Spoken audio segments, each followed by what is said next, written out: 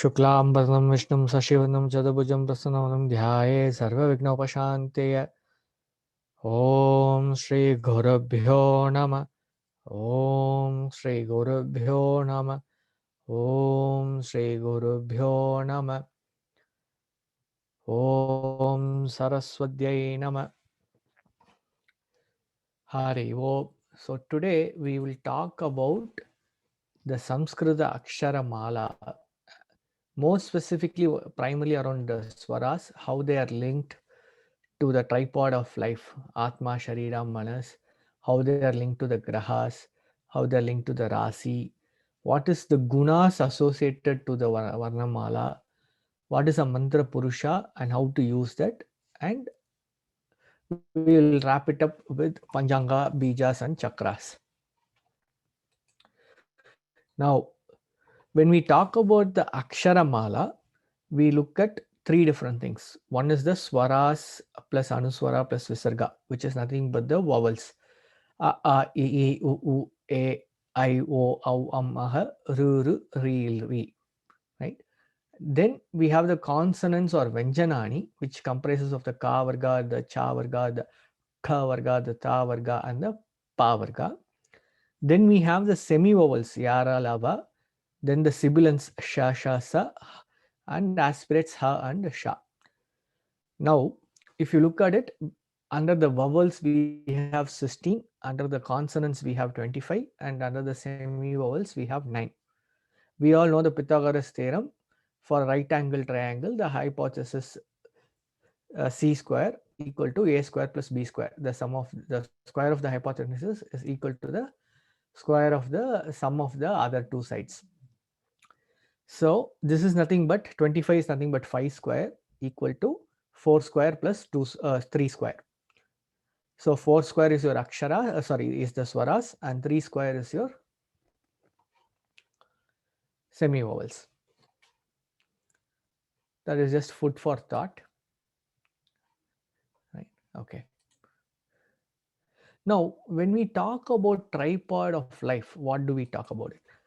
So all of us know that as a person, I have a body, the sharira.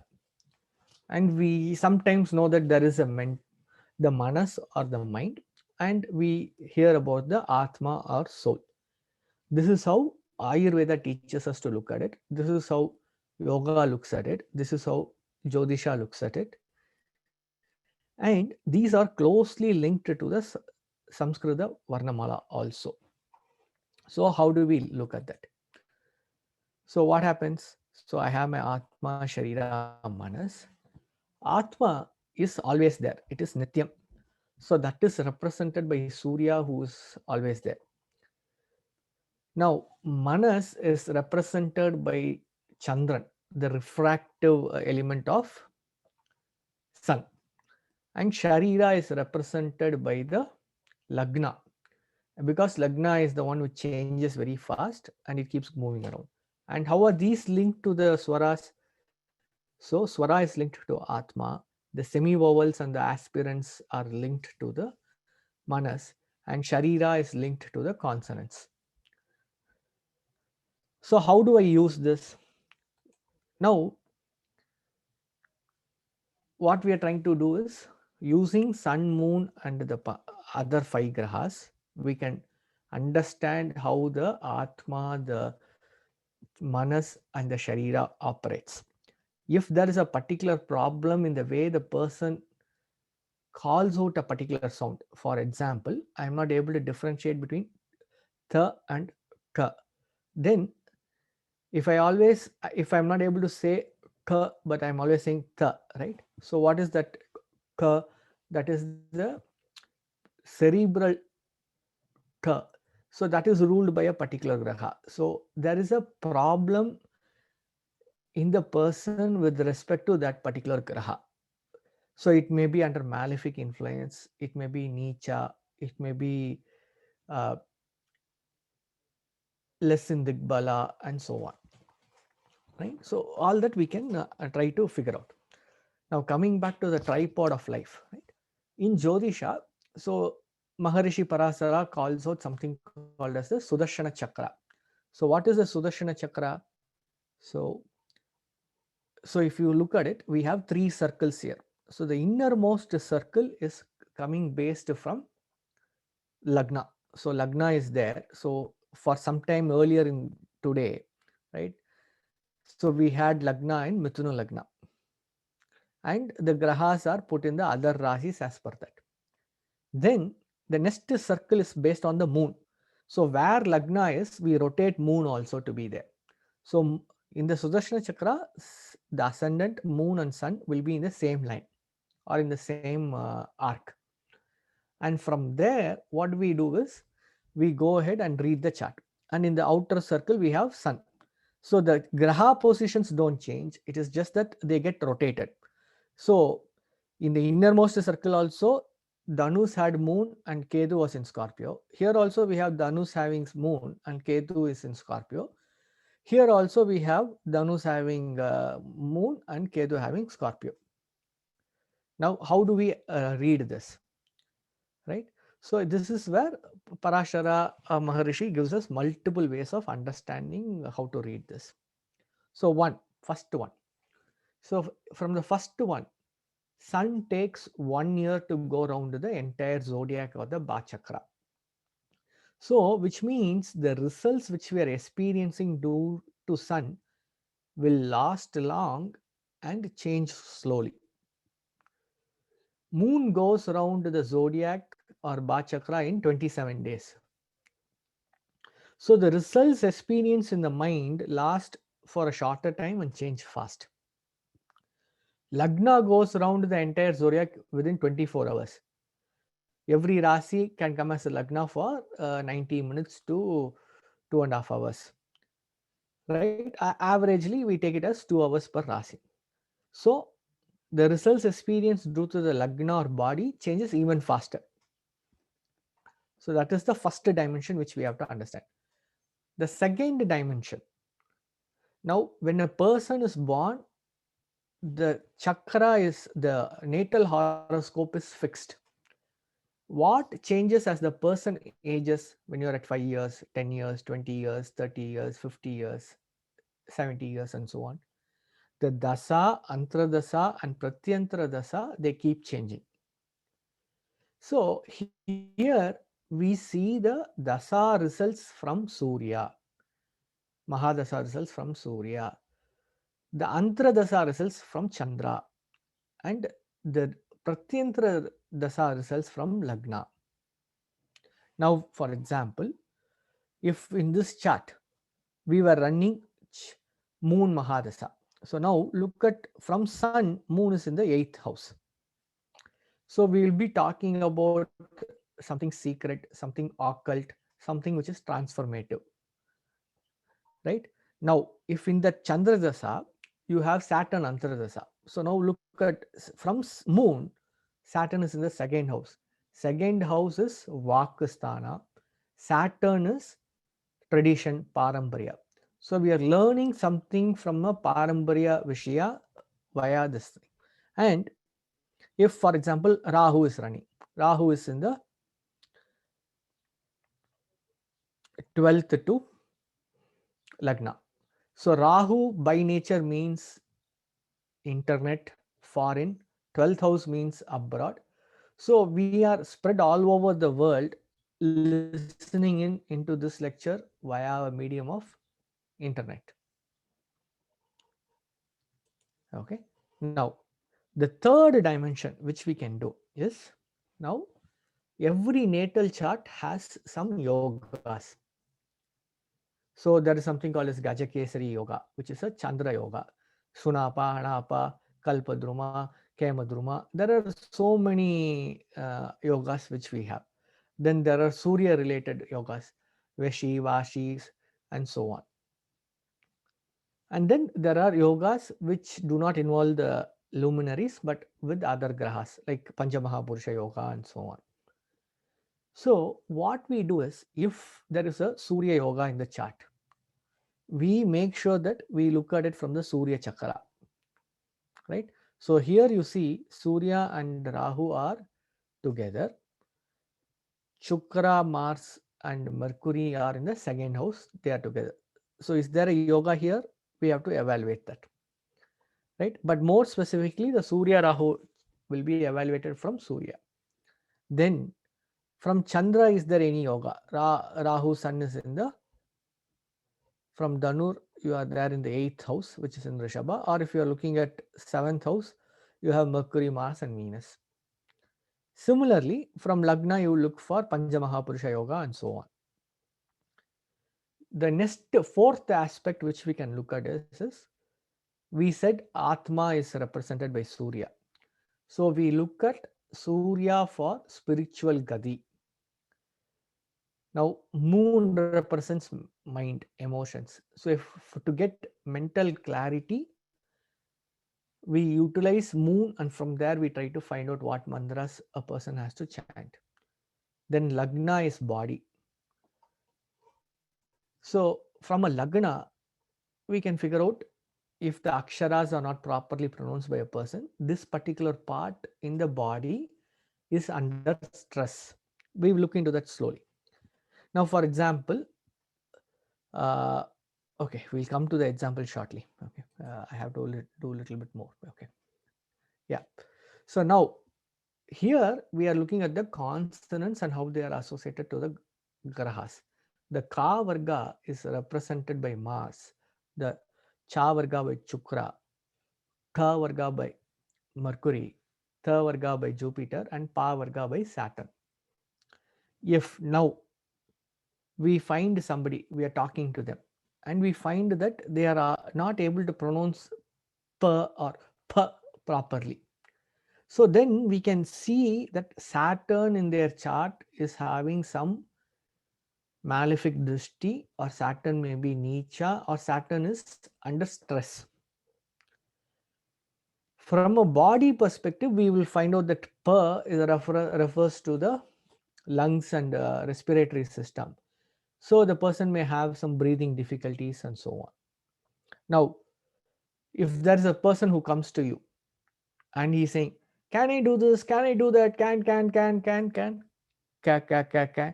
So can becomes ka, which means he is heavily under the influence of Mangala at that point in time.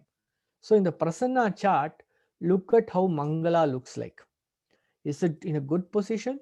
Then you will get good results. If it is under stress, then whatever is the question, that is going to be under stress. So intelligently you can use this to understand what is the influence of the graha at a particular point in time. So now you are going and you are meeting a new office colleague, and his name is John. John, ja. So Chukra related, right? And now if he comes and says, can you do this? Can you do that? Can you do that? Ka is once again Mars. Now Chukra is Jala Tattva. Ka is Mangala or Agni Tattva. So when both join together, either Agni is going to be put out or Jala is going to evaporate. Some transformation is going to happen.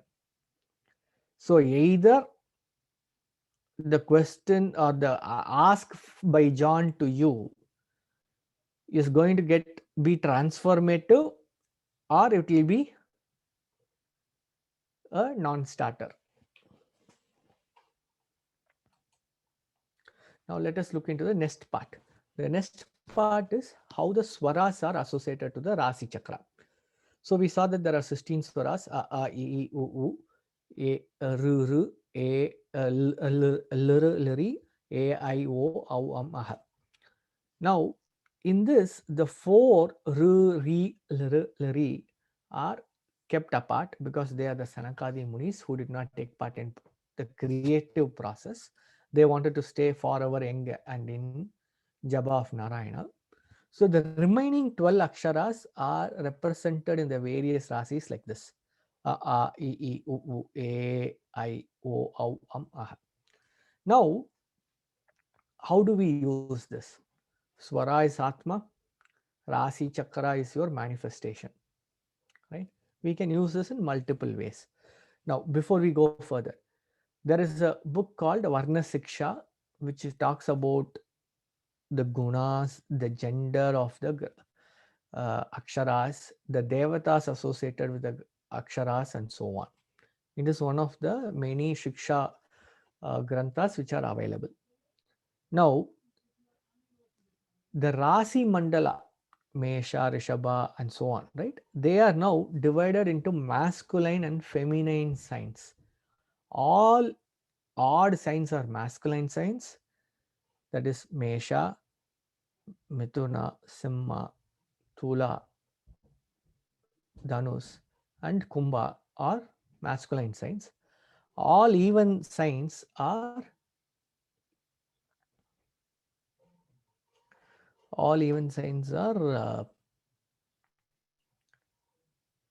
feminine,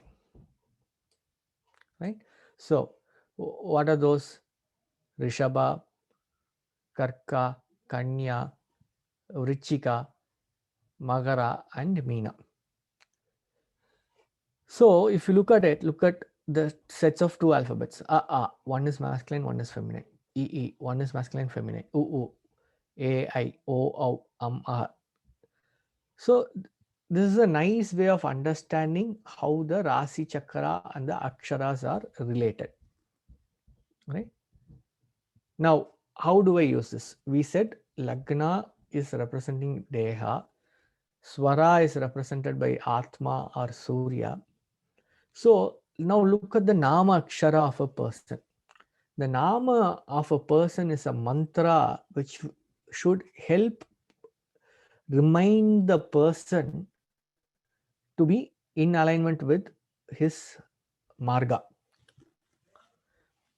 So if I take Ram or Rama, so A is the first akshara, swara in the name of the person.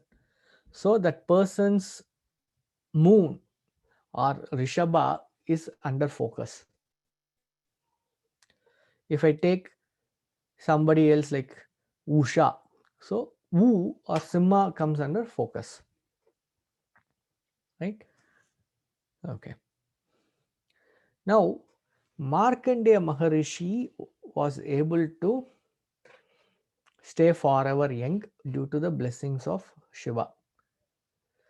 As part of that, if you look at the 16 swaras, they are in the Vishuddhi Chakra, right?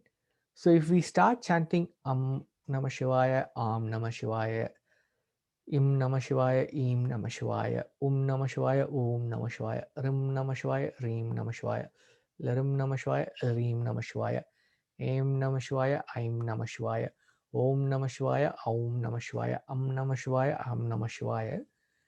Then your Vishuddhi gets cleansed. You start getting in touch with your inner voice. Next, Varna Shiksha gives us the gunas as per the, for each one of the aksharas and for the various Vyanjanani and semi-vowels. Now, in Bhagavad Gita chapter 14, Bhagavan Krishna talks in detail about the Rajas, Tamas and Sattva gunas. And in other chapters, he talks about how an action can be Sattva, Rajas, Tamas, how a thought can be Sattva, Rajas, Tamas, how a word can be Sattva, Rajas, Tamas, and so on. So entire creation can be looked at from a Sattva, Rajas, Tamas guna. Now, how do I use it in Jyotish? So the Tamas swaras are E, U, U.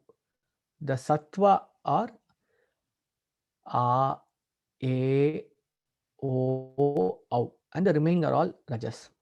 Now we also know that the Grahas are Sattva, Rajas, Tamas.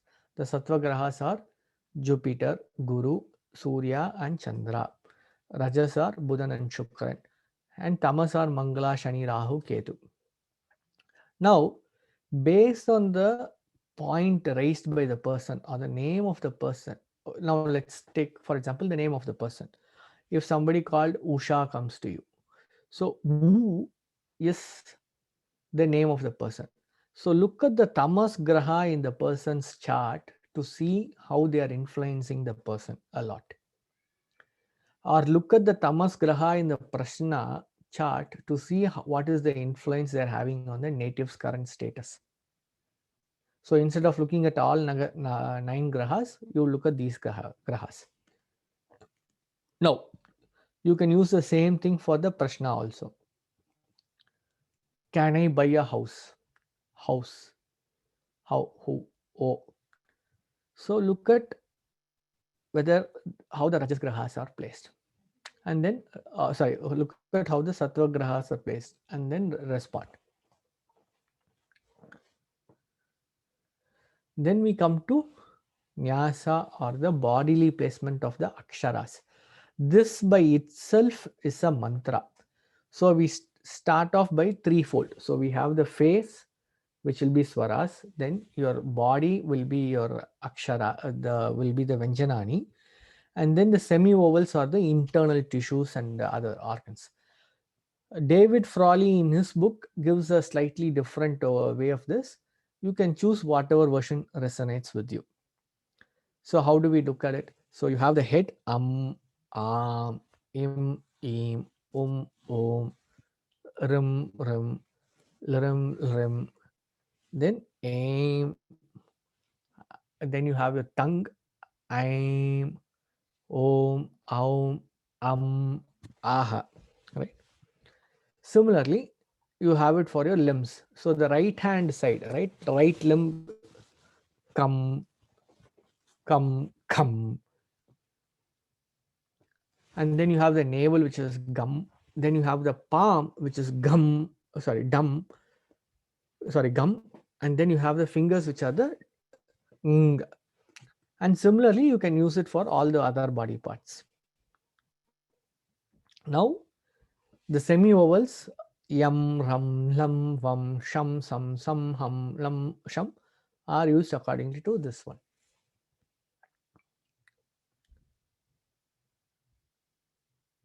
Okay. Now we come to the really interesting part for today's lecture, right? So what are the Panchatattva? We all know that the Panchatattva are Akasha, Vayu, Agni, Jala, Prithvi. This is dealt with nicely in Shiva Swarodaya, where Shiva, Uma, in their discourses, Shiva talks about how the tattvas are formed and so on.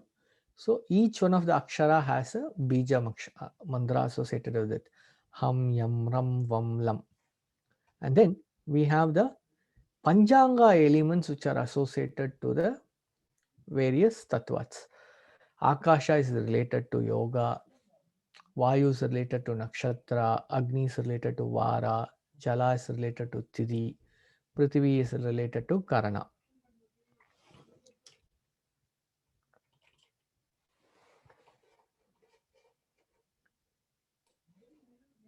Right? And then we can, in the olden days, or even now in some traditional houses, we have the Panchayatana Devatas and people worship them on a regular basis. The Panchayatana Devatas are associated to the various elements like this. Vishnu for yoga, Shiva for nakshatra, Surya for Vara, Devi for Tidi, Ganesha for Karana. So when you repeatedly worship these Panchayatana Devatas, so you are harmonizing the entire life around you. So that you don't need to worry about your Vastu dosha, or you don't need to worry about your Janma dosha, or about a Muhurta dosha, and so on. Now, how do we worship? We use the Pancha Upachara. And Pancha Upachara are once again associated with the Pancha Tattvas like this. Pushpa for Akash, Dupa for Vayu, Agni is Deepa, Jala is Abhisheka, Prithvi is Gandha. And that is what we do in the Pancha Upachara Puja.